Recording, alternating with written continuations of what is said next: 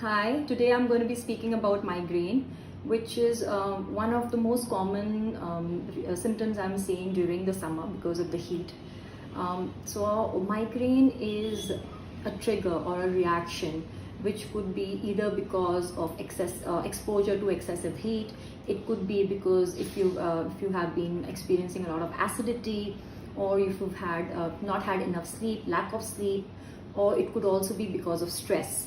So these are the four reasons which could trigger migraine for you. You need to understand what triggers migraine for you, because each and every person is unique and everybody's body is different. For some people, like I said, heat exposure, if they go out in the afternoon sun from 11 to 2, it triggers migraine for them. For some people, say if they've had long gaps between the meals, and if they've got acidity, that triggers migraine for them. For some people, if they have not slept well, they have only slept for 4 to 5 hours, they've not got a good night's sleep, it triggers migraine with a bad headache and nausea or vomiting, or the pukish sensation that they get throughout the day. For some people, if they've been very stressed, and for some it could be a combination. It could be a combination of heat and acidity, or heat and lack of sleep, or heat and lack of water. About how we can reduce heat in our body. We can add a lot of foods that are naturally cooling and are very good to reduce heat in the body. Number one in my list is Sabja seeds or basil leaves. Please do not misunderstand Sabja with chia. Chia seeds are different and Sabja seeds are completely different. Sabja seeds are excellent when it comes to reducing heat in the body, reducing hormonal changes in the body, for reducing acidity. So for all these three problems, Sabja is an excellent food that we can include. You can add it in your lemon juice, you can add it in your coconut water, or you could just make a detox water for yourself with Sabja seeds, infused mint leaves, cucumber slices, and keep drinking throughout the day. Because hydration is something which will automatically help you to regulate your body's temperature. Okay, so the only way we can reduce the body heat by drinking sufficient water. So make sure you're well hydrated and you're drinking minimum 2 to 3 liters of water in a day. After Sabja, the next on my list is Chas, a natural probiotic, something very local, something which we should add during summers, because it's extremely cooling. It will give us the hydration we want with the little bit of salt that we need, because during summers we sweat a lot. Sometimes when the sodium potassium imbalance happens, it triggers headache and migraine. So make sure you're having at least 1 or 2 glasses of chas in a day. You can add black salt or pink salt, some jeera powder in it, and it's a great drink. The third on my list is Sattu. This is one drink I would say not many people still know about. A great drink, a great source of protein, very cooling for the body, great nourishment. It's roasted chana powder. So you get Sattu everywhere. It's very common, locally available.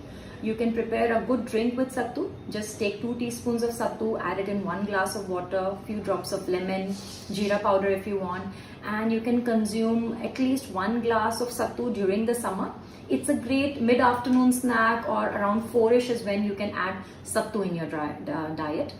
After Sattu, the fourth one that I would recommend you to add is barley water.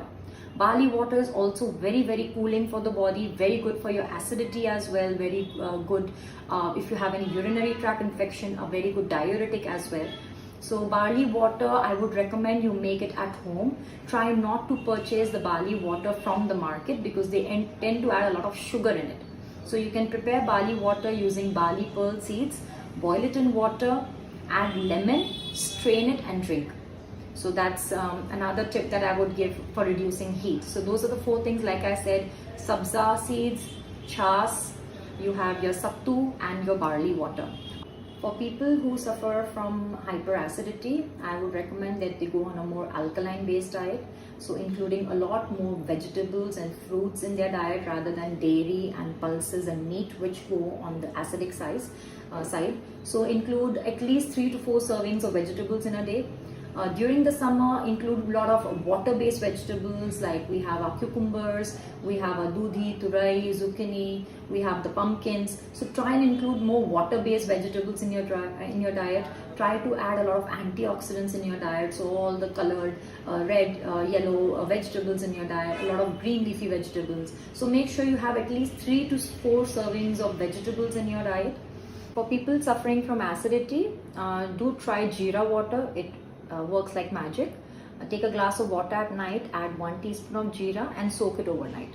Morning, warm it, strain it and drink. 1 glass of jeera water will help you to reduce your acidity to a substantial level if you consume it on a daily basis for at least 15 to 20 days. You should also avoid certain foods which trigger migraine.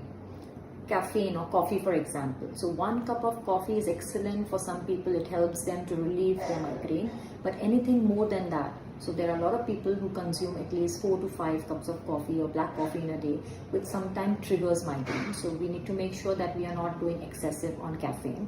Number 2 after caffeine is alcohol. Consuming excess alcohol also triggers migraine. So make sure you are not having it on a daily basis and it's occasional drinking with water rather than adding soda mixing soda with your drink. After that is packaged food. Avoid any packaged or ultra processed meats like the sausages, salami, which could also trigger migraine. So bottom line is, the more fresh vegetables and fruits you eat, the less packaged food you eat, the better it is when it comes to your health or migraine for that matter. Many a times when we've not slept well, we've not got a good night's sleep, we wake up with a bad headache. The reason being, we are not robots and machines. We are human beings and we require minimum 7 hours of sleep. Everybody is different. For some people 6 hours is good, for some 7. You need to make sure when you wake up, you are fresh, you're energetic, and you don't wake up with a heavy head. If you wake up with a heavy head, that means you've not given enough rest to your body. So please make sure you get a good night's sleep. You sleep well so that you wake up energetic, fresh, and not with a heavy head. Because that heavy head would eventually, add on to your migraine. If you go out in the sun, it's going to be a trigger again, which would lead to a bad migraine for you. Stress, also an important factor, I would say a contributing factor to migraine. For stress, my recommendation is find an outlet for yourself. Okay, all of us have our portion of stress. Some people find that when they exercise, it helps them to reduce stress. For some people, meditation helps. For some people, talking to a friend helps.